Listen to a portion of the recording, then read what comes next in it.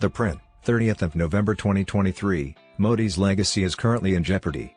He has to stop taking a passive stance toward China's border supremacy. To finance the Indian Army against Chinese aggression, India must enact the Chinese occupation tax, COTS, and collect taxes on all goods sold from China. The irony is difficult to overlook. India and China have strong commercial ties, but the situation at the frontiers is still unstable, with large numbers of troops fighting each other.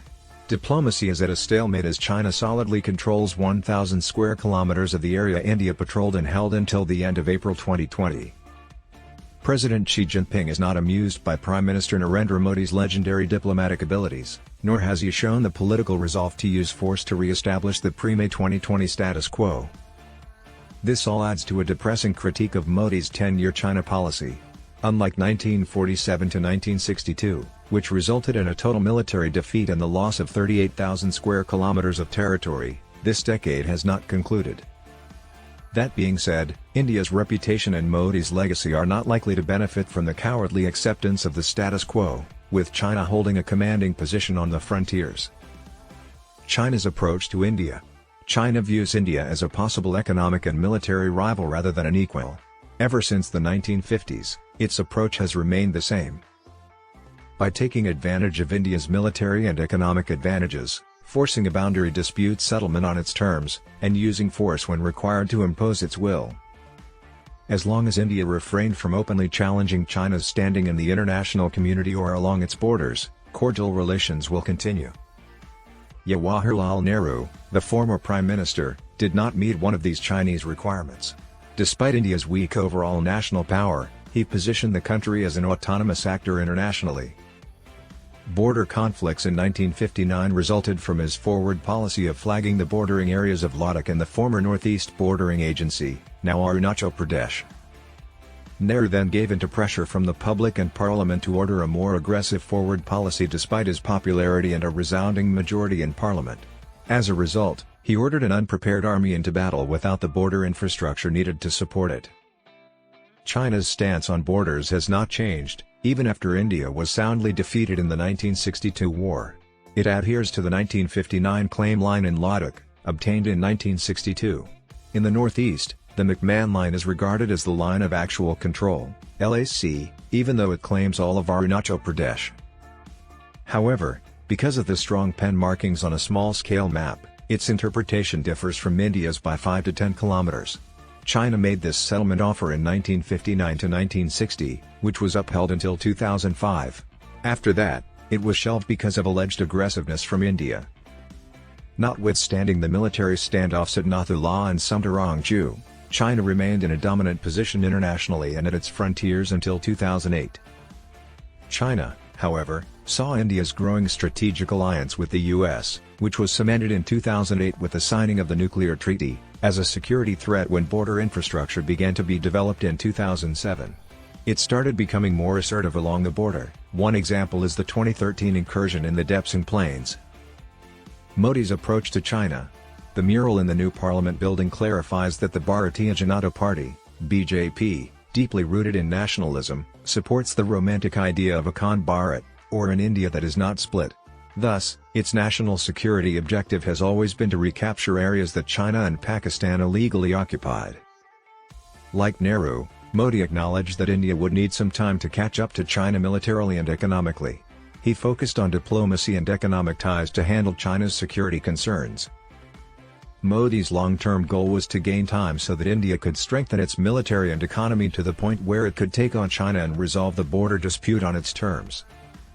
In line with the ideology of his party and his robust leadership persona, he also prioritized building border infrastructure and maintaining a strong military posture to deter China. He invested significantly in one-to-one relationships with Xi Jinping by holding 18 meetings before 2020. Under Modi's leadership, diplomatic and commercial ties reached breathtaking heights in his first 3 years. Additionally, the expansion of border infrastructure received unprecedented impetus. Sensitive locations like the Dimchok, patrolling points 15 and 17 north of Pangong Tso, and the Depsang Plains, which, according to the Chinese, lie across the 1959 claim line, saw the development of roads. China once more viewed these border developments, Modi's rise to prominence as a global leader, and India's strategic alliance with the US as security threats. China sent a warning signal 2014 during Xi Jinping's visit to India with the Chumar intrusion. To stop China from building roads in Bhutan, which Bhutan was complying with, Modi abruptly engaged in the Doklam region in 2017 out of an ideological commitment to national security and his public persona. As a result, there was a 73-day standoff during which both sides partially mobilized their armies. Diplomatic talks helped to defuse the situation, but the Doklam action was a calculated miscalculation. The face loss was embarrassing for China. It had crossed its red lines.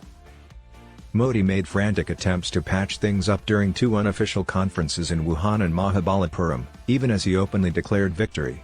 However, this was ineffective because the gun's barrel produced power.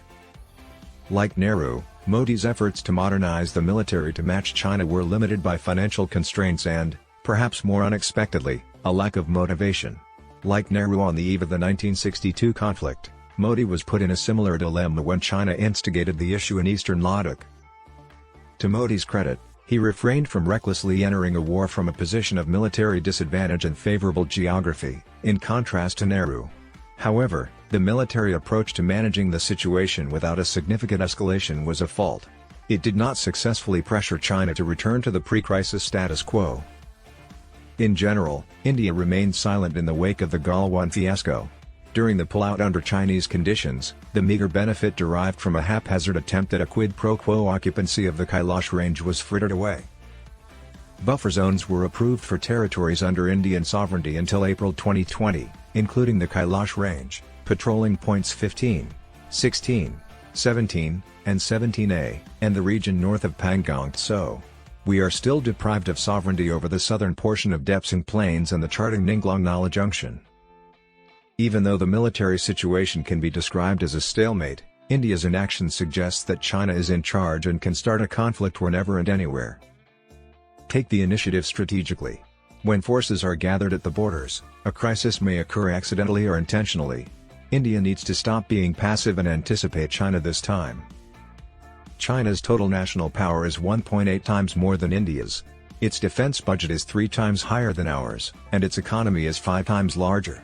The People's Liberation Army, PLA, has military technologies that the Indian Armed Forces are at least 10 years behind.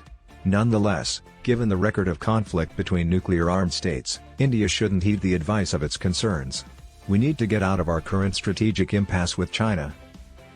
In eastern Ladakh, the lack of a well-defined military strategy and a national security plan resulted in a hasty decision and, ultimately, inaction. India must present its national security policy to the world, stating our goals and demonstrating to our enemies how determined we are. This all adds to a depressing critique of Modi's 10-year China policy. This will create clarity for a workable military policy and open the door for a national defense strategy and a government-owned action plan to modernize the armed forces.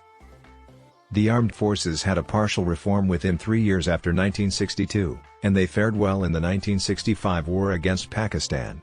This paved the way for their metamorphosis and the greatest triumph of India in the Bangladesh Liberation War of 1971. It's improbable that states with nuclear weapons will engage in full-scale warfare. India does not, therefore, face an existential threat or a significant loss of land.